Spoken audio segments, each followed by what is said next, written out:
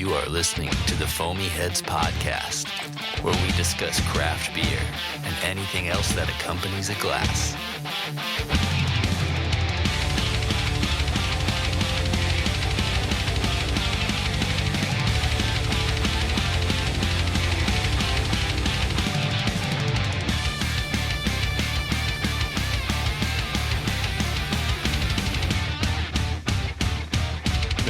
We're not going to turn it off. We're live. Hey, we are in Nashville, Mitch. Oh, yeah. Foamy Heads are in Nashville. Mitch and Rich hanging out on the mics today. It's not just the Foamy Heads hanging out on the mics today. Right, that's right. We've got our partners in crime, the Brewery Underground podcast, also Nashville-based. That's right. Steve and Scott. How are you guys? What's up, dude? Cheers, pros, Yeah. fellas. This is awesome. This is freaking awesome. Yeah. This is cool. Two too. podcasts coming together Hell in the beer community. Raising everything up. Hey, and we had a we did a collaboration with you guys. We did a happy hour one night. All of us jumped on Yes, we Instagram did. Live and We had a did. good time. Yep. So we know we're getting to know each other quite a bit. we, Yeah. we run across the same circles a lot. Yeah. We met each other at the first time. Of course, I'd known Scott for a day or two, but met you guys at the Preds Fest this year, and we were on your podcast. That was a fun day. That was awesome. Yeah. We worked a little too hard that day and didn't get nearly enough beer. Right when we got to Dark Shadow, they won, and we didn't get any. Yeah. I can't speak for him, but I had enough for you guys that day. You did good. I did good. You Yeah. did really good. Yeah, yeah. Got Steve her worked done. hard. Yeah, We saw you guys working hard. We're like, we'll go drink for them. That's what we did. we're getting Yeah. it done. Leveling the play. You're keeping things the equilibrium in the world. That's right? absolutely right. Like these guys, man, they're pounding it out over here. Let's go help them out by drinking. Let's more go beer. just drink more beer. Please. Doing it for a great The cause. same amount of beer has to be drank. It might as well come from you guys, right? Exactly. Thank We you can very do much. it. Yeah. We can do. You saw it. Well, you saw it first. Yeah, we did good. That was a good time. We were on the floor just kind of hanging out, and everything had already been finished, right, Mitch? We had yeah. interviewed a few people, and we were talking around, and we were just sampling beers. And all of a sudden, like, Scott comes up with like this beer in his hand. He was like, Well, they kept saying, like, people Mitch, kept what's saying- going on? But you admit you'd been talking with Mitch. Yeah, but somebody had said, hey, the Foamy Heads are down there in the end. We hadn't got that far down there yet. So Yeah. we worked our way, and I was like, well, I'm going to go say hi. Yeah. And then he was somewhere else. I was on the other side, and our friend Brew McCoy, Armando, Yeah. he comes over to me. He's like, Steve. And he's like leading me towards your podcast like I'm some sort of like somebody. And I'm like, okay. We got to wait for Steve, guys. We got to wait Yeah. for Steve to get here. Wait Yeah. for Steve. get away from me. You know. It was a great time, though. It was Yeah. really good. There's some popping going on. Yeah. That's Yeah. right. It's not our beer either.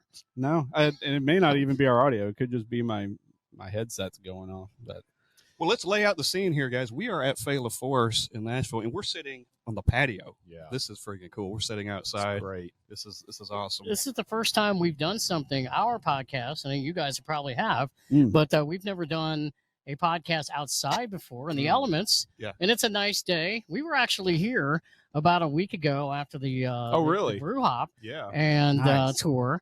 It was raining that day, so we would not have been able to be sitting out here had we been doing that. We actually had to go inside. But Fait La Force, man, this is my third time here. They're Love it, killing beer. it, man. What are we all drinking? By They're the way? killing it. So this is the Imperial Menace, which is the Mhm. dark Czech lager. Yes. And from what I understand, I had this a couple of months back and loved it so much I bought a couple of 4-packs to take home. But from what I understand, they're reaching the end of this one. Oh, it's a So shame. we there might be not much of this much longer. So I figured get it while we could. By the Yeah. time you hear this podcast, it'll be gone. It'll definitely be gone. And being that it's Oktoberfest season, we already had their Oktoberfest. Yeah, we started with their Fest beer. Was that Yeah. Season of Fools? Yeah, Season of Fools, Yep. and it was so good. There it is. Mitch Yes. just got it right there. It's such a great color Yeah, too, it's stellar. and lots of flavor. Yes. Yes. one of the best of this style of beer. It's just Fait La Force is killing it. And Yeah. when I came here a couple of weeks ago, it was before Steve and I came just last week, they had 2 Fest beers or 2 Oktoberfest. Oh, I wow. think they had a Marzen in that one. So I don't know if the other one's still up there or not, but man, they were back to back. They were Dude. killer. So yeah. good. Oh, this place is Always great. isn't on the it? lookout for a Yeah. good fest beer or Oktoberfest, during the season. And, it's October now, but, how long is this stuff going to be around? Yeah. Yeah. It's not. And we were talking with I'm trying to remember who we were talking with, Mitch. It came up in conversation, but we were we were talking about Oktoberfest. It might have been actually, conversation with Michelle when we were at Marble Fox talking about fest beers and Marzens and things coming out, and like how much earlier these Oktoberfest beers are coming out now. You know, and it was a problem because we did the same thing. I think sometime in August we started talking about it, and like, shit, by the time the season comes around, it's going to be gone. We can say that we are in the season right now, and we are still drinking October. This is what you want. Yes. You know, The end of August. weather. The end of August. There's a place in Smyrna called Liquor Junction, and I saw that they already had like the Sierra Nevada Oktoberfest out, and they also had some pumpkin beers out. Now, I'm a well-documented Sam Adams Oktoberfest guy. Yes. Love it. Yeah. And the first day it was out. I mean, I'm in like Publix or somewhere, and I'm getting a. But the thing I laughed about too, and I'm like, it's a little early for that. I also saw the pumpkin beers out. Now this is going back. What? This is probably the end of August, and I'm going. It's a little bit too early for pumpkin beers, right? Yeah. Come on. Because they tend to be a little heavier. Yeah. You know, and You want to go with the cooler weather for that. Yeah, Once I get past my, I'm not sure when I get past my Oktoberfest season because I like it to last till about December. Okay. But it probably won't this year now that I'm doing a podcast and I'm trying to move on and be current and relevant. Right. Well, you can thank Sam Adams for that whole trend of starting early because it used to be like, you know, Boston Lager or something available all year round. But like once they started getting into they would have Oktoberfest, and then after that they would have Winter Lager. Yeah. But before that they've got their summer wheat and then their spring beer also. Yeah. So, but the problem with that is probably 10 or 12 years ago, but they ran out of their seasonal beer early. So they brought in Oktoberfest in like mid-July. Oh my God. And people are like, it's 100 degrees outside. Why are we drinking Oktoberfest beers? And then they ran out of it early because they only brew so much, right? So then at that point, they're like, okay, what do we do now? It's like, well, let's release Winter Lager. And I'm like, but it's September. Winter Lager. What are you doing? I'm not ready for that. Yeah. So I'm like conflicted. I go, you know, as a beer drinker, as an Oktoberfest guy, I don't know when I'm supposed to stop drinking Oktoberfest. Right. Should I just go, all right, it's November. No, You drink until you're ready to. until I'm you're ready. done. So it's no longer there anymore. Yeah. Yeah. You kind of wish it would last all year round. It might not have the same effect, you know, like, oh, I can get it in July or I can get it in May or something. And it's like, I don't really want it then either. But when it comes out, it's a big deal. It just goes away too quickly. And these breweries, and we're going to get into the whole like Fait La Force and then the state of it, which is a brilliant topic, by the way, that you guys had thrown out this idea about, you know, getting the state of the craft beer industry. But these breweries that are creating these Marzens and these fest beers and these Oktoberfests are miles above what we used to drink. Oh my God. Oh my God. Because it's their own spin on things, and it's so much better. Well, and there's a demand for it. Mm-hmm. I mean, you know, for people that love craft beer and especially Oktoberfest season, to me, if you're not doing that, if you're showing up, if somebody's showing up at a brewery and they're like, "Where's your fest beer? Where's your Oktoberfest?" I'm sure there's people that are just going to go, "Okay, I'm going somewhere else." I would think too, and Oktoberfest beer is always going to be popular, but the popularity of lagers in the past couple of years, because they've gotten so much better, at least in my opinion, with the craft beer, that just because they're lagers too, so it just rolls right into it. Yeah. I want that all year long, you know, in some form. Absolutely. And you see this. Ooh, AF8. Is that you, Mitch? What is going on? Number 8 is spiking. Okay. I got number 7. Number 7. Who's 8? Probably me. 925. Is there a ghost in the machine? Yeah, it's Nashville, all these frequencies. Such a great beer, by the way. Ghost in the Machine. I love it. Such a great IPA. What number? It's on the green. It might be. It says channel 7, 8.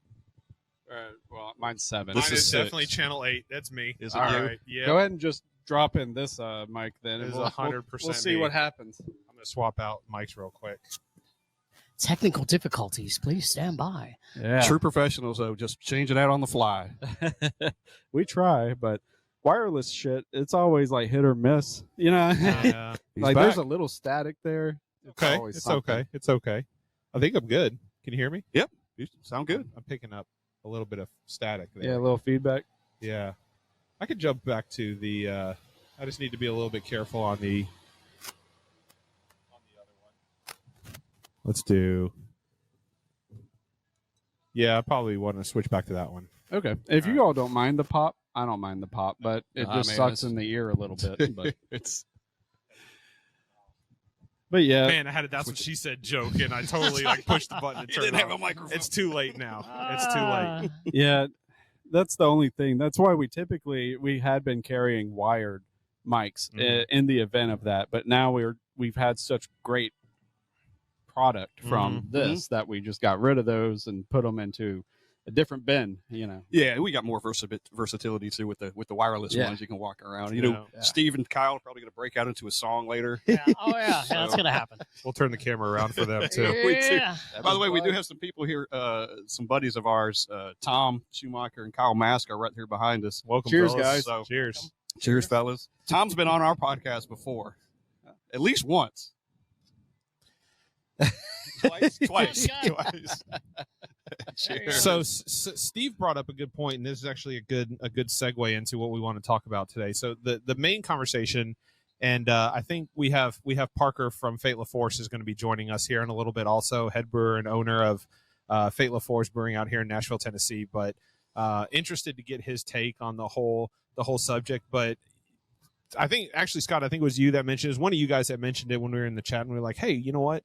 There's a very uncertain scene right now in the craft beer industry, And it was hitting. I don't know what the last straw was that gave me that idea, but it was like, not these guys too. It probably was Panther Creek. It was like, okay, that's enough. Yeah. And we all know them and love those guys, and it was like, okay, so somebody's got to say something or just talk about it, and not that we're going to solve anything, but man, it sucks. it's good conversation for not people, but podcasts to talk about also, because it shines light on this situation that when people are just going out and drinking beer and they're like, oh, I'm going to pick up this, and I've heard it from time and time again, oh, those guys just aren't doing anything, like, they're not doing anything groundbreaking, or they're not doing this. And it's like, but that doesn't always need to be the case. No, Sure, it's kind of unfair. Yeah. Yep. And when you've heard it before, I've heard it before, when a brewery closes, you hear people go, oh, well, man, it sucks, but like, I kind of get it. I hadn't been there in a while and things like that. Yeah. And that's okay. Maybe it's not your style of beer. Yep. Depending on, I think one of the conversations, the topics that we threw around was the whole, like, location and where you are, how much competition you have, kind of depends on how creative you have to get, but nothing wrong with just creating a good premium lager. Right. Yeah. And you because you live in Murfreesboro, I live in Rutherford County as well, and you mentioned Panther. I hate that they're going out of business. Right. And they're still going to sell their beer at various places, but the fact that we can't go to the physical location stinks. And then what's the other one? Mayday. Thank you. They're going. Yeah. So, but you think about over the last like 5-6 months, there's been a couple of places that have moved in. Mr. Brews has moved in. That's a tap room. I've been there probably 3 or 4 times. I like the place. I'm not taking my dollars away from anybody. Right. But, there's probably other people that, maybe I'm going to go there. And then Tailgate has moved into Murfreesboro too. So even though Murfreesboro is growing, is it growing enough to sustain a lot of new breweries? I don't know. Middle Ground opened in the past year. It They seems just celebrated their 1 year anniversary. Seems like they're doing well. We've been there, want to go back and support them again. Yeah, and we've talked about this too amongst ourselves. It's spreading the dollar, but it's also, and I didn't think about it that way. When Steve and I make a Murfreesboro trek, right, we'll leave Nashville and we hit them all. Like, our plan is to hit everybody and spread that around. But I guess if you live in a town or live in a Murfreesboro and I've got one I'm going to pick that's close to my house, that's the only one I'm going to go to. So and didn't want to leave out Cedar Glade, by the way. Yeah, because they're Cedar doing Glade. some good stuff. John there, too. and Rob, those guys are awesome. It's not just, I think we can dive into it more, but it's not just business too. I think there are other extenuating circumstances in some of these that we're talking about. Mayday, I think, has a different issue. Yeah. A lot of it's not just location, but a lot of it is, like you said, outside circumstances that we may not even think about as beer drinkers, that are probably, lease issues, buildings, and sometimes they can't go somewhere else. Right. Yeah. They don't have the money to do it. They have the money to keep operating where they are now. And then maybe the building manager, the lease owner goes, hey, you know what? Times are tough, man. Yeah. Inflation sucks. We're going to have to increase your rent by a few $100 a month. And beer's already thin margins, as we all know. Yeah. Sure. Yeah, and if they do, hey, if you don't want to stay, we got them lined up to come in this spot, or we'll sell the building or something. So that's unfortunate. It is. Yeah. So I love that point that you're making, and there's a Murfreesboro connection to what I'm about to say. So I used to work downtown off of like the Mumbrian, and there was a sub place there, not a beer place, it was just sub, but still local, right? There was a place called Sub Stop, and it was a pink building. They had the greatest. Oh my gosh, you remember that place? Yeah, greatest subs. When I moved, when I moved to town and I was working off like Music Row, we'd go down there about once a week. Yeah, and then this is probably going back about 10 years. They raised the rent because I think the landlord probably wanted to put up like a big hotel or whatever they want to do. So they went out of business. They actually opened up for a brief period of time in Murfreesboro. Oh. Yeah, a couple of years ago. It was around like Where was it? Oh, I think it was it's around near the square. It was around the square, it? Maybe Church Street. Okay. Yeah. But they weren't there for maybe a year. I mean, Oh, I it went didn't down. last. Yeah, I went down there twice, and I was like, But I guess the point being, that's something that maybe, as you say, we don't always think about. It is the business side of things where maybe they don't own the building, and whoever owns the building is raising the rent. And that's a big factor. I mean, it has to be a big factor. It sucks. To your point, Sam's Sushi got booted the same way. Yeah. They wanted to sell the whole Printer's Alley thing. He had a little shop, super small shop off Printer's Alley, but he got booted. Same with JJ's, J&J's. I think it was a market. Yeah.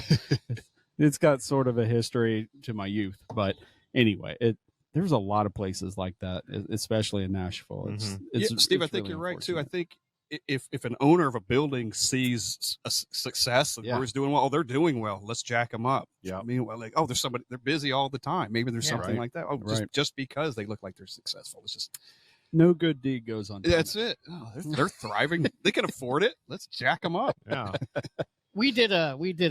All of us did an Instagram live thing a few weeks ago.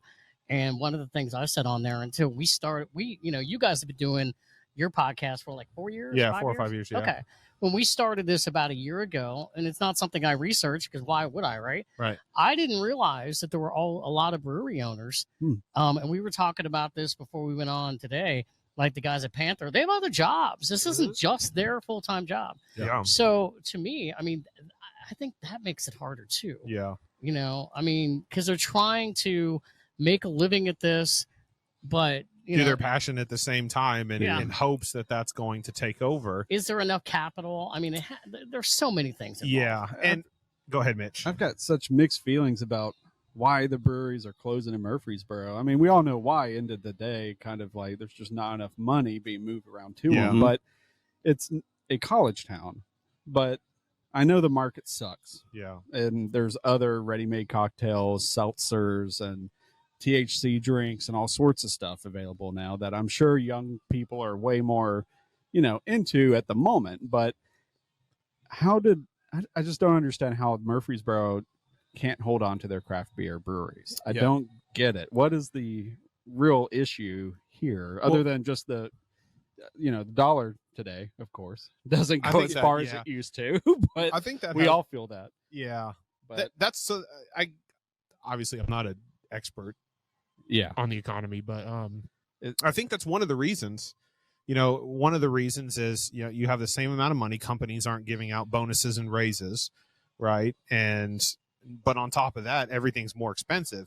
Back during the lockdown days, BC before COVID, like in March of 2020, when the whole country just was like forced to go indoors, and they dropped interest rates all the way down to zero, and they said we're just going to start printing tendies for everybody, right? So like people were getting $1,000 like free money and just like to do whatever that went they to want. beer. Yeah. But that was the point though, right? The point was to like stimulate and boost the economy. Yep. So you have all of this money and this cheap money and loans that people are taking, PPP loans and borrowing money at 0% interest rates. And people were either laid off from their job or they were furloughed or they were working at home. And the expectation of them was just kind of keep the lights on and not really like not show up and show out for their job. So what did they do? They started pursuing their passion and their hobby. They were opening up breweries and breweries that, had just opened went, well, I don't have enough money to rent a space, but I do have enough money to like brew beer. So Right. I will say one thing about Panther though, that they were one of the most active breweries. yeah, There wasn't a there's week. always something going on in the Yes. patio. Yeah. Yes. Yeah. Yeah. They did not sit on their hands. No. And they make great beer. Yeah. From day one, because they opened during COVID, but they are in Rutherford County. So compared to Davidson County, they could stay open, or they're when things were closed down here, so you could go out there. And we went out there at one time, and they were just getting started. Like, these guys are going to do well. The conversation, I'll never forget it. We left and we went in there, and I can't remember who was tending bar, but he said, we're getting a lot of people that are coming down here from Davidson County, which is Nashville for people that are listening out of state, during COVID. So there was a lot of restrictions. There wasn't as many in the other county. Yeah. So people were coming in. And then when we went in there, I think they had maybe 3 or 4 beers on tap.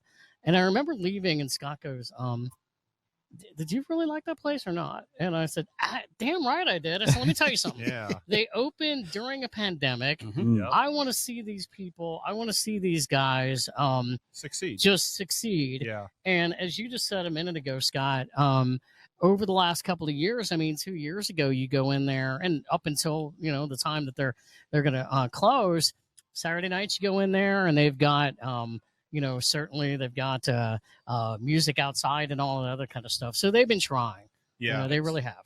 And that's the whole point, is you've got these guys that have been grinding day in and day out from day one, when the opportunity was to be able, like, I would argue that they put in way more effort than a lot of other people pursuing that passion did. Like Mitch said, day in and day out, there's always something going on. They were there. They were present. When you go in there, you would see those guys in there. And you see them at Beer Fest. They're there on the people had money, and they were spending it and things like that. And because they didn't have a lot to do, they were going to hit breweries. So you had, 0% interest loans. You had PPP loans that, you may or may not have had to pay back. So you had this like booming economy time when it was just anything goes. Yep. And now you fast forward, Parker came in at exactly the right time. Man. Like, this is perfect.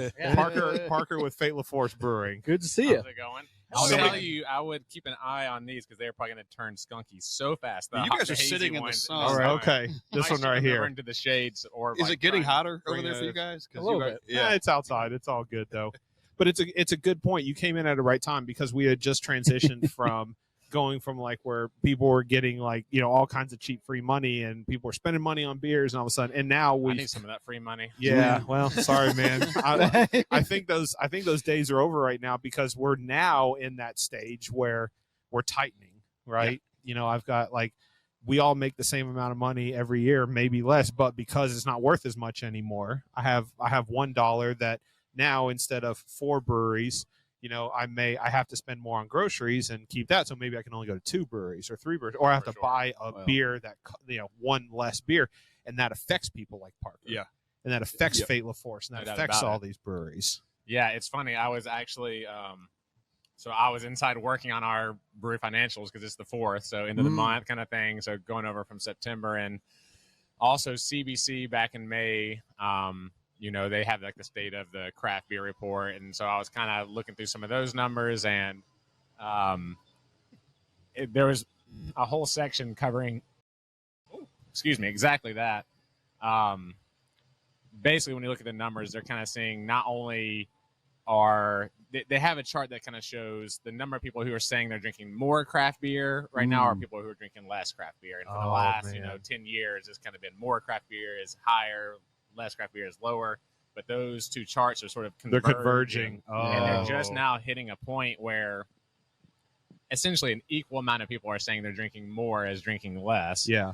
And then they're also looking at the amount of like occasions that people who are drinking craft beer, like how often are you drinking? Yeah. And people are kind of saying they're drinking less or spending less. Mm-hmm. So we don't have, even if people were drinking less and spending less, as long as more people are coming into the market, then you can kind of counteract it. But we're kind of getting it both, where no more people are coming into drinking craft beer, and the people who are drinking craft beer are drinking less and spending less. So it's So definitely tough. I have a couple of questions on that, but Yeah. I am interested because you brought us something else out here, and you mentioned that we probably want to get into this before. Yeah, I was it very goes- intentional so- trying to sit it in the shade because that is a beer that we kegged literally yesterday. So it is as nice. fresh as This is it great. can be. We got breaking news here. What are we Keg drinking yesterday. about? Oh, that's Yeah, and we literally Very citrusy. this beer is called Fresh Hop Amarillo. So Okay. you can probably guess what this beer is a little bit about. But it's our first fresh hop beer we've ever done.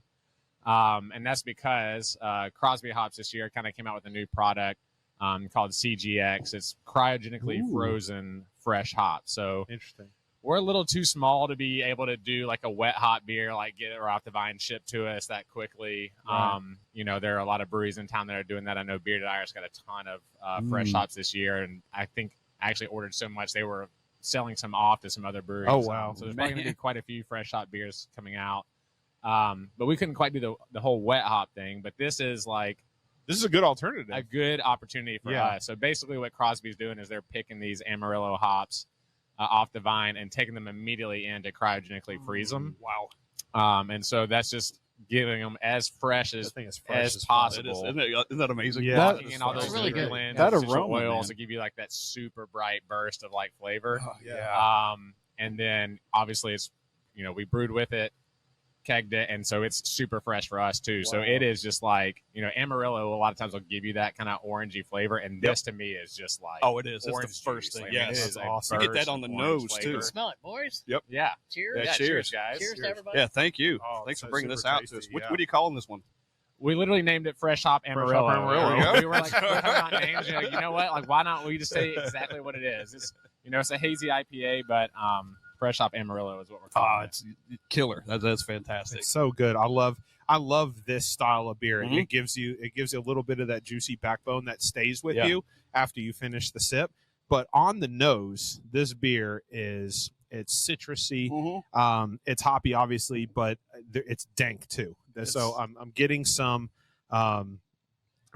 wet dank hops on it. So like to your point, like it may not be fresh off the vine, but like it tastes good. It tastes fresh. It's It's as close just as we as can get. yes. I mean, and that's the thing. There's like definitely a stigma around like frozen foods and frozen things. Mhm. But like one of my favorite things to watch is like cooking shows and stuff. And there's a show on Netflix that David Chang hosts, and David Chang talks a lot about, a lot of times frozen foods for most people is actually the freshest you can get that food. If farms are doing it correctly, if they're harvesting and freezing it immediately, it locks in Never all thought of that about that. freshness. So if it's handled and treated correctly, a lot of times getting frozen ingredients is actually a lot fresher than someone harvesting it, processing it, shipping it across country, Sits in on a a grocery truck, store, goes it on the comes to your interstate. house, and so now it's been off the vine or out of the ground or whatever for Yeah. a week or more. This is, essentially right off the vine in 24 hours, like that freshness is locked in, and then it's in the glass. It's definitely in there. You didn't lose anything on this Nope. one. Yeah. No, I don't think so. Nope. And you bring up a good point, because there's the stigma against frozen things. Like growing up, I was poor. I didn't have any money, but like, you go to these restaurants and they're talking about like steaks. They're like, oh, it's fresh steaks, never frozen. This never frozen. I'm like, what's wrong with frozen? Like, I don't think you guys understand. Like, I'm sorry that it's not like from the cow to the table in 2 days or whatever. But like, I never thought about that. You take something like hops right off the vine and you can put them in a truck and you can transport them and do all that kind of stuff. And you lose a lot along the way. But if you freeze it right as it's coming off, you're not losing anything. Right. Yeah. It's there. Yep. And then so people like Parker get access to this kind of stuff and they can brew with it, and it comes out to be an amazing beer. Yeah. Yeah, and there's so many, other benefits to it for us as a brewer, like for ease of use, for, yield. We don't have so much loss as using, if you're using whole cone, fresh hops, that they're like sponges. They're going to soak up so much of your liquid. So Right. your yield goes down. So there's a lot of other benefits to it too, but this is the kind of their first time putting it out there. And we're like, let's Try give it it a out. shot. Yeah, And- don't let it be the last. Yeah, I think Yeah, that's- please that don't came make out this awesome. a series. This would be awesome. But yeah, this has got so much just like, it's just pure hoppiness. I was like, all right, I'm going to be really careful when I bring it out here. Set it in the shade, because as soon as it sits in Dude. the sun for like 30 seconds, it's going to start being starts skunky. going. Is I'm that your all first like- sip, Mitch? No, I've been Okay. sipping, but I've been taking photo too. It's beautiful. The nose on it is super welcoming. Yeah. Holy crap. Yeah, it is like orange juice maybe a little bit of that pineapple-y kind of flavor because it's kind of got a light bitterness on the end of it, like not aggressively bitter, but a nice, light, crisp finish that kind of welcomes you back for another drink. Man, Just super citrusy and tropical. Are you going to can this one? Yes, it's in cans. Good. We'll be taking some of this home. Are they available today for purchase? Like they're the cans? available in yes. It's talking our language. There's going to be That's that much less when we leave here. Yeah. You know, I always love asking this question of guys that or you're in what you do. Where do your ideas come from in brewing this kind of beer? Man, I mean, it's a great question. I mean, originally for us when we were getting started, so my business partner Zach and I were engineers at Nissan getting started, and we kind of randomly got assigned to the same team and kind of found out pretty quickly, like, oh, you like beer, I like beer. Oh, you brew beer, I brew beer too. Like, what do you like? And we kind of bonded over our love for Belgian beer. Yeah, that's what you guys started out for sure. And that's kind of how we got started. He, honeymooned with his wife in Belgium, and then I actually, my now wife at the time, girlfriend, was backpacking through Europe, and I met her in Belgium. So both of us have spent time there, loved the beer, and that's like kind of what we fell in love with. And so a lot of the things that we started out with were all just kind of based on our passion for that. There was, Black Abbey was in town that does a lot of Belgian European stuff. And, they were really early into the market with that. And I think Nashville probably wasn't quite ready to embrace just in Belgian and European. So they, started doing a lot more American stuff to kind of supplement and complement what they were doing. And then we had, like Embrace the Funk that was doing the wild, funky, sour side of things. And so we were wanting to come in and kind of like really put more of an emphasis. I think originally our plan was to kind of do some more wild, funky sour, and then Brewery opened while we were business planning. And we were like, holy cow, man. These guys are killing. That's tough, man. They're good at what they do too, man. I love Brewery. So we really like, okay, they've got that nailed. We don't, Nashville has got that now. We don't need to come in and do any more of it. So let's really focus more on the clean side of things. Sure. And for the space that we've got, it really just makes more sense for us. Like, if you've been here, we don't have room for barrels back there. Right. Every brewery tour I do, people are like, "Oh, you're gonna barrel age stuff," and my answer is always, as soon as you can find me space to put a barrel back here, I'll do it. We will do it. We want to do it. We just don't have space for it.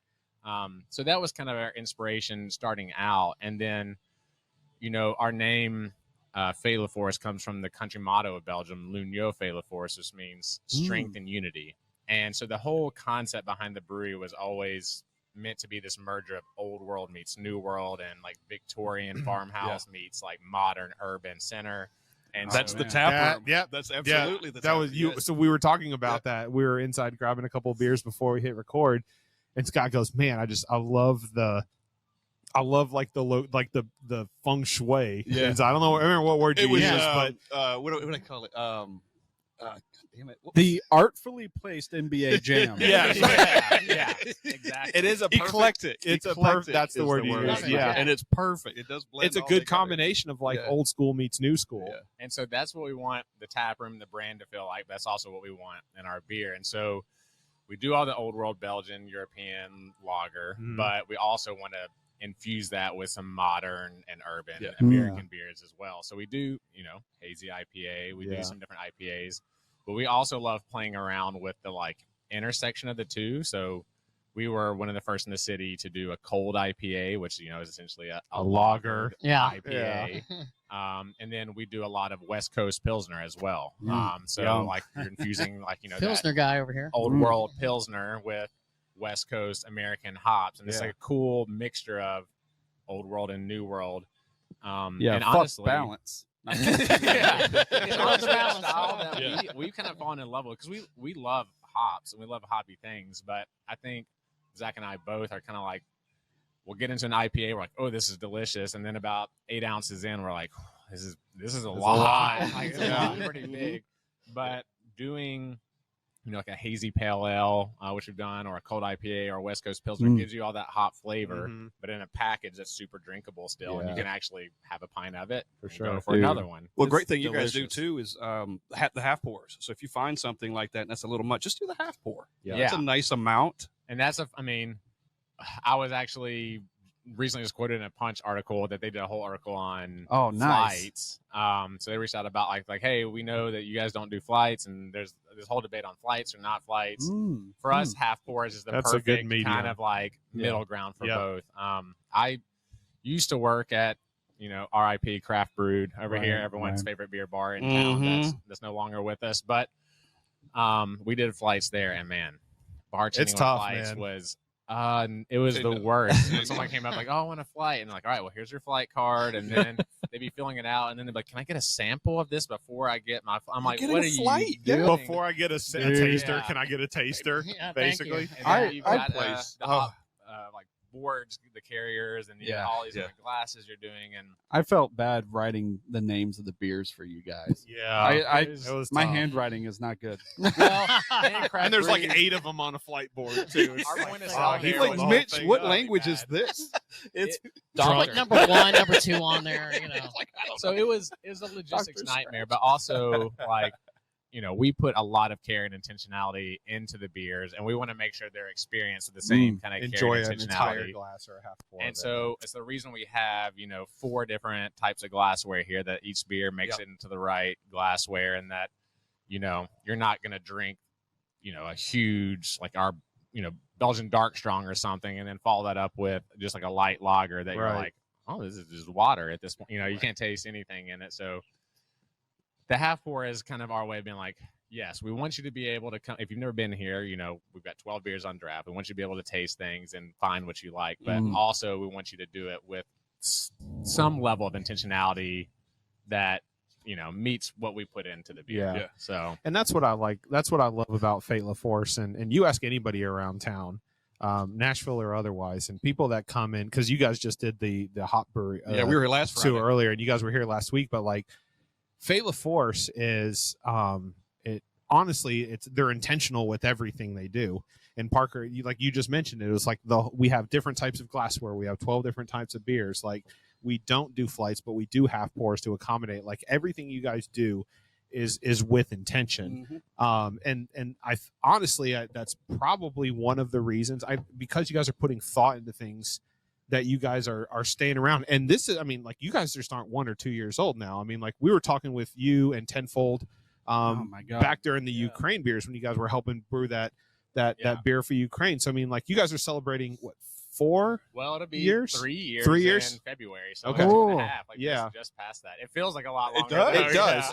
But you came from the time from opening up a brewery and doing things like that, and then you experienced the headwinds as like we kind of moved into, like, you guys experienced the supply chain crisis. You guys experienced the inflation going from, I'm sorry, but 5% inflation is bullshit. Like, I don't think Parker's expenses went up by 5% over the course of 2 years. For sure. And your demographic and like how you look at the industry, I'm guessing, you can tell me I'm wrong, but I'm guessing how you look at the beer industry has changed, and what you're doing from, who knows, maybe what you were doing 3 years ago was so ahead of its time and visionary that you haven't had to pivot, you haven't had to change. But are you seeing a different industry today, and how are you reacting to that? The history of Fait La Force has been nothing but change. I think. It's been constant. And it goes all the way back. We started business planning like 2017, 2018. Signed our lease 2019, and thinking, all right, we're going to open middle of 2020, and then the fuck COVID you were. hit. Everything changed immediately. So we're like, okay, let's pivot. And we were fortunately or unfortunately, like, before COVID really hit, we were like, our landlord was dragging, build out was taking forever, and we were like, hey man, hurry up. And then COVID hit, and we were like, okay, take your time. We're in no rush. And so things took longer, so we wound up opening 2022. And so when we opened right at that transition point of like, we're still masking, but social restrictions are kind of easing. Like, you can open up normal business, but social distancing and masking and all that stuff is still happening, but it's kind of on the tail end of that. So within a few months, we're phasing that out. And that whole first year, is like just letting people know, hey, we're here. People are finding out about it. So we're like starting off slow, but slowly getting busier and busier. Going into year 2, people have found out about us. And so now we're rapidly adapting, trying to just meet the needs of the market because people are back out, but COVID has still had that sort of lasting, lingering impact of social patterns and behaviors and inflation and a lot of things. So changing and then coming into, we still had good growth of year 2 and then coming to year 3, an election year when people are always a little antsy and nervous and like holding on to their money. And of course, inflation is still a thing. And so, people are spending a little less. And then you've also got increased competition from THC seltzers and, tons of openings of breweries, but also more wine and cans and accessibility to like alcoholic Dunkin' Donuts iced latte. Everything's got alcohol in it now. Yes, everything. Yes. So it's a market where people have less to spend. People, I think, are a little bit more health conscious now and drinking a little bit less. Yeah. And then there's way more competition from various sources. Even Sunny D's in the game. I mean, yes, they are. They all are. In Tang. Well, I mean, Southern Grist makes a Tang. So we've, hang on, what? They're a melted snow cone. They have a Tang. Oh, I saw that. Okay, the Tang powder. Yeah. So we've, started off when we opened. We're like, all right, we're just gonna do beer. We don't want to do food. We're beer guys. We're not gonna do food. We don't want to do liquor and wine. We're gonna do beer. We're not gonna have TVs in here. It's just gonna be that. And then slowly but surely, it was like, I think we probably need some food. And like, you know what? We like college football. We're in the South. Yeah. Like, maybe we should throw a TV or two up in here and. You want people to stay longer, right? Yeah. Or be a destination to come to on a Saturday afternoon in SEC country. Exactly. Right? And then slowly adding like, you know what? Not everyone, as much as we want them to drink beer and as much as I think if you try it, you're going to find something you like. Yeah. Not everyone does drink beer. So let's add in wine and now cocktails. And so it's been like every step of the way, we've kind of like, all right, where's the market? What are people doing? Where are we seeing success? And like food is the biggest one. So we had done snacks and then we kind of added our own sort of food program and then now we've added on Jambox which sandwich good call shops. By the way, amazing. So now we have a more full service all the time dependable food program that's really solid.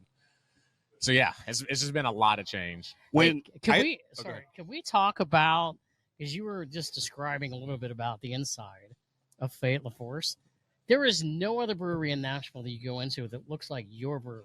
Nope. Can you describe? Good point. Can you describe the inside and the thought process? For sure. Behind it. So so that was getting like as we're opening, that was one of our kind of core pillars that we wanted to stand on. Is that a lot of craft breweries like through the big kind of craft beer surge were opening, and a lot of it was. Like the tap room was almost an afterthought, right? It was like, we're opening a brewery. We're in a warehouse space. We've got all this industrial space, but we want to have a place where people can drink. So maybe let's just like throw out some folding chairs and some tables. And it's just like very concrete, metal, maybe some rustic wood, it's like very masculine kind of just like industrial warehouse space kind of vibes of the tap room. And we're in a very multicultural, diverse city. Let's create a space that is intentionally welcoming and, a place that everyone feels welcome into. Craft beer historically has been a very monocultural, bearded white guy around the table. I resemble that remark. Yeah, exactly.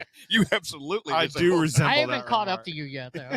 And so it's like, all right, all of us are going to walk in here and still feel comfortable and drink a beer, but let's make it where it's also anyone else can walk in here and feel comfortable and have a beer and sit around the table and talk and have a good time and feel comfortable. So our tap room was very intentionally made to feel kind of like our, what I described as our kind of business model and what we want our brand to be around is old world meets new world. So the way we've described it is like an old Victorian castle was left abandoned and then an urban core developed around it. So like they left this this Victorian room, but an urban core came around it. So people came in and kind of like started putting some neon in and an NBA jam machine. And it's like now it's like that urban modern place, but it's still got that velvet and gold and bronze. And, we've got Mannequin Piz, like the famous statue from Belgium in there as our mascot that we dress up. You have a chair in there that looks like it's from ancient times, like all 1800s or something. I mean, all of that stuff was thrifted for. I mean, over those 2 years of construction delays, we basically took the opportunity, like, all right, let's just be on Facebook Marketplace and estate sales and anywhere we can find, go thrifting for stuff. And so, we have a leather couch that was Amish made. We've got some red, like, velvet furniture that actually came from just up the road from a house off of Facebook Marketplace. We've got the kind of centerpiece, the blue couch and white chair. That actually all came out of a double wide trailer in Jackson, Tennessee. Nice. It was all plastic covered, and That's like great. when we got it here, like we kept the plastic covering on during construction, but once we're getting close to open, like, all right, let's take it off. We took it off, and it was brand new underneath. They were like, "This is amazing." That's great. It's everything in there other than just like the main seating and bar seating. Like everything in there was thrifted from somewhere. I love it. That's great. I remember when you guys opened. And I alluded to this earlier, like when we take a trek to Murfreesboro, we like to hit them all. Mm-hmm. You guys open, and you're like, oh shit, they're right down from New Heights. So there was another one. My point is, it's another one on the trek. When I'm in this area, we're gonna hit New Heights, we're gonna hit Fait La Force, we're gonna hit Tennessee Brewery. So to me, it was a great thing. Add another one. It was like, oh, there's another one we get to do, on a Saturday afternoon or something. And that was definitely, pretty intentional too. When we were looking at spaces, the soccer stadium hadn't officially been like, the pen hadn't hit paper yet that the soccer stadium was going there, but all the rumblings and inklings were like, all right, the soccer team's gonna go there, and we're doing European beer, so we're Seems like a good fit. It's a perfect fit. So and also knowing that if that stadium hits, the economic development that'll hit the area will be only benefit us. And then also being within walking distance of a few other breweries, New Heights, Jackalope, Tennessee Brew Works, there's Disc in the cidery around the corner, as well as some other bars. It's competition, but it's also now becomes a destination where people can come and hit a few places. And so we all can kind of piggyback off each other. And we're like, oh, you like this? Well, walk around the corner. There's another great spot to go to. That's right. And I bet you get this too. If somebody's here, they're like, hey, where can we go? What's next? If we want to leave here, and we want to, every day. And they probably do the same thing for you guys. Yeah, of course. Every day. And Scott and I were just here a week ago because we were doing the Music City Brew Hop tour. So you're kind of describing that, like you guys are on the tour. How important has that been to partner with those guys? Talk about that. It's super helpful. Their business is also essentially craft beer business. So they're feeling the same headwinds as we all are. If people are drinking less, then there's less people who want to ride a trolley to go drink at all these places. Right. So they're definitely having headwinds, but we're definitely all trying to kind of partner together to boost that. Because the trolley is super, super great. They do private rentals and stuff, so it's not running every day. It runs Friday, Saturday, Sunday, but sometimes the trolley's down for a private rental, and you can feel it. Like, when they send out the numbers and you see, oh, they're going to have 30 on it today, but none tomorrow. Like, you definitely feel that. And so, we just got done doing, the Olympics happened this summer. So we did a beer Olympics thing with all, 5 of the breweries on that loop and the trolley. That's right. To kind of like highlight, like, hey, like this is a fun, like pretty affordable activity. I think the trolley is like $40 for the day. That's And cheap so- entertainment in today's world. It is. Yeah, it really is. $40, you get to go 7 different breweries on the route, and it's kind of like, it comes by every hour, so you can pick your own schedule. They were just here. They just pulled up. Yeah. Yeah. They came by. Well, when we Was that came what that here was? Yeah. Oh, okay. When we came here last Friday, we stayed here for 2 hours. We're like, okay, we're gonna, we did the 1 hour the first time, 2 hours here, and then we jumped on to somewhere else after this. Nice. Yeah. So because we want to spend, we had been before, but Steve only got to spend 1 beer's worth of time here before because it was back in January when it was cold. And it was for that Only week. 12 degrees out, and And we left. decided to go to. Here's the funny thing. We decided it was 12 degrees outside. Let's go to Brewery. We went to Brewery. Yeah, nice. The only unconditioned brewery in the What city. the heck are we doing? And then we went, and then we came It's here. every bit as cold and it was inside as like, it is outside. It's cold everywhere today, and I was like, why are we? Right. So we did But that. the beer is worth it, though. But the beer was worth it. Yeah, it was still worth it to get out, but it was like, ooh, Well, it's it was the cold. Friday of that week. We were itching to get the hell out of the house. We could finally, drive out of the neighborhood because it had been ice. And then we did that. And like, well, let's go somewhere inside. And it was just as cold because of, because it was just so cold outside. Yeah. Honestly, We had felt one. like we were at a football game, and nobody's house was warm then. 'cause It's like you kind of got to earn it, though. Like Joel and Spencer are doing the Lord's work over there, Yeah. making Yeah. some beer. And so it's like, okay, I gotta like suffer through a little cold or heat, whatever the temperature is outside. You're gonna get it a little bit inside too. But once you get that beer, you're like, all right, it's worth it. It is worth it. It absolutely is. I do want to circle back to one thing I said earlier. I was like, fuck balance, because it's West Coast and Belgian. But we got to talk to some breweries that came in with CBC. Is it 2 years ago or what? Yeah, it was 2. It would have been 20. Yeah, it was St. Bernardus, Duchess, and it was a fucking good blast. time. Yeah. But I was joking about fuck balance. Obviously, you're about balance. But is there anything you want to talk about balance, since you do have a lot of Belgian forward brews? I just want to ensure that, if you have that kind of face, talk about balance. So maybe don't fuck balance. Yeah, I mean, it's an interesting thing. I mean, are you talking specifically in terms of like an individual beer or like the beer lineup itself? It's a good question. Whatever Belgians would like to hear. I would think probably just on a beer by beer basis. When you started, I loved the Saisons. Yeah. And those were absolutely killer. No one else had anything like that. That's what got you here. Yes. Was that Belgian style Saison beer. And that wasn't being done in Nashville, at least not in this area a lot, because you've got Embrace the Funk and you've got New Heights doing a lot of West Coast stuff. But initially there wasn't a lot of what he does. True. I hadn't had any flavors like that yet. Yeah. So Saison is what we love as well, and is kind of what got us into it. And we got the orchestral fanfare. That's like our house Saison that we always have. And for anyone in the region around here, like the most comparable thing I always say is like Blackberry Farm Classic. It's tried and true classic Belgian Saison. Zach and I, we've bonded over our love for Tank 7 from Boulevard. Like that beer is unbelievable, which apparently Boulevard is not distributing to our anymore. So if anyone's got some Tank 7 laying around, man, we'll take it. But yeah, I mean, for us, stylistically, how our palate kind of, I guess what our preference is we like things to be a little less sweet, a little more dry, a little more earthy, a little more bitter. Like we essentially just, when you look at a style guideline, if there's like a sweetness bar, we're always on the less sweet end of it for sure, like right on that kind of line. And same thing with our Saison. Our Saison is really classic. It's earthy. It's got a little citrusy note to it. It's got a little bit of that peppery finish, some bubble gum in there in between, but it's like super, super dry. Yeah.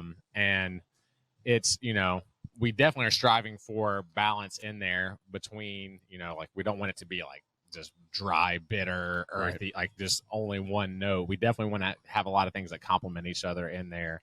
But, at least for us, it's probably not the typical American palate. Like the typical American palate probably leans a little sweeter, but we are kind of like, all right, let's pull it back a little bit and go for that more dry beer, because I mean we think it's just a lot more drinkable that way. You can have a few more of it. It invites you back for more, and that's really what we like. And we've done a few different iterations of Saison.